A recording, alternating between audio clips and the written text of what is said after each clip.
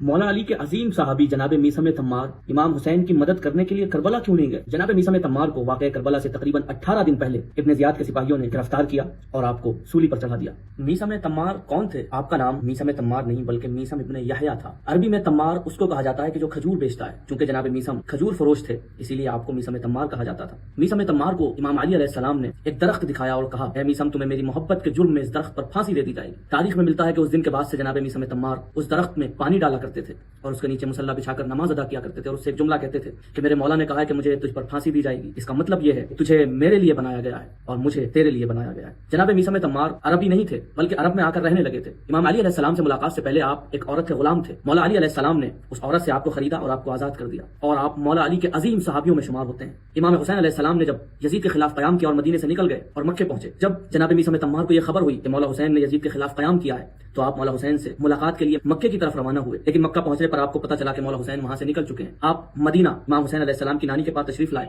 جناب ام سلمہ سے آپ نے پوچھا کہ مولا حسین کہاں ہیں؟ آپ نے فرمایا کہ وہ سفر پر ہیں لیکن مجھے نہیں معلوم کہ وہ اس وقت کہاں ہیں۔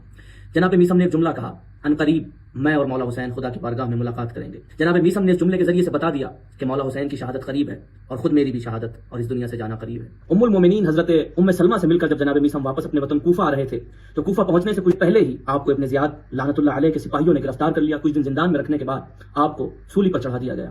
22 ذی الحجہ کو آپ کی شہادت ہو گئی۔ جناب میثم تمار کی ذات پر لاکھوں درود و سلام۔